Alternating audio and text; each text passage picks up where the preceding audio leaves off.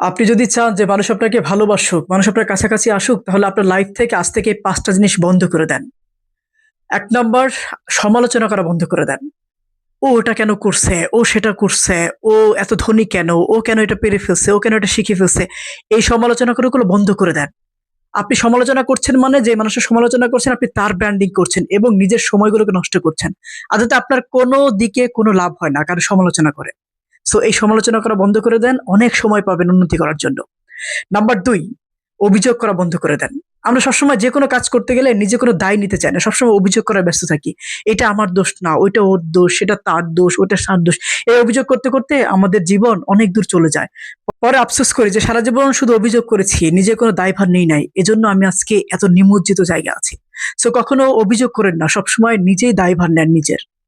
Number ৩, কখনো তুলনা করেন না।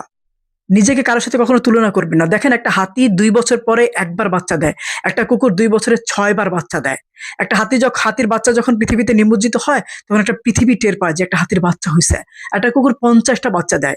একটা হাতি যদি কুকুরের সাথে তুলনা করে, তাহলে কি হইল বলেন? কখনোই সম্ভব না। আপনি কেন অন্যের সাথে নিজেকে তুলনা করবেন? আপনি যখন নিজেকে অন্যের সাথে তুলনা করছেন, তার মানে তার বাইরের দিকের সাথে আপনি আপনার ভিতরটার তুলনা করছেন। কারণ আপনি তো তার ভেতরটা দেখতে পাচ্ছেন না। যে সে কি পরিশ্রম করছে, কি পরিশ্রম করে সে আজকের জায়গায় আসছে। আর আপনি কোথায় আছেন? সো কখনো তুলনায় যায়েন না। তুলনা করলে নিজেকে সবসময় ছোট মনে হবে। নিজেকে বড় মনে করেন। নাম্বার ৪, কান্না করা বন্ধ করে দেন। আপনি কান্না করলে এই পৃথিবীর কারো কিছু আসে যায় না। এই পৃথিবীতে কেউ রেডি না, প্রস্তুত না আপনার কান্না দেখার জন্য। বিশ্বাস করেন এই পৃথিবীতে ২০% মানুষ আপনার ফেইলিউর হওয়ার জন্য অপেক্ষা করছে। আর ৮০% মানুষ অপেক্ষা করছে আপনি কখন সেই ফেইলের যন্ত্রণায় কান্নাকাটি করবেন। মানুষগুলো হাসবে, হাততালি দিবে আর আপনাকে অনুশোচনা করবে, আপনাকে সিম্প্যাথি দেখাবে। এজন্য মানুষজনগুলো অপেক্ষা করছে। সো কান্না করে কোনো লাভ নাই। কান্নার কোনো দাম নাই। সময়, পরিশ্রম আর টাকার দাম আছে। সো এগুলো যত তাড়াতাড়ি বুঝবেন আপনি, তত তাড়াতাড়ি আপনারই মঙ্গল। আপনি এগিয়ে যাবেন।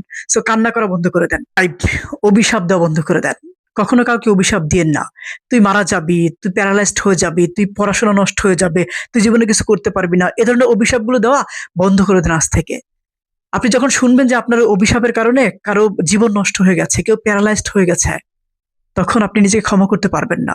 আপনার ওই অভিশাপের কারণে ওই ক্ষণিকের রাগের যে অভিশাপ দেন, সেই অভিশাপের কারণে যদি একজনের সারা জীবনের ক্ষতি হয়ে যায়, আপনি সেই ক্ষতি পুষায় দিতে পারবেন না। আপনি সারা জীবন আফসোস করবেন। সো কখনো কাউকে অভিশাপ দিয়েন না। আর আপনি যখন অভিশাপ দিবেন, ওই অভিশাপের কিছুটা ছোঁয়া আপনারও লাগবে। বলা যায় না কখন কার কোন অবস্থাতে কোন অভিশাপ লেগে যায়। কোনদিন অভিশাপ দিয়েন না কাউকে।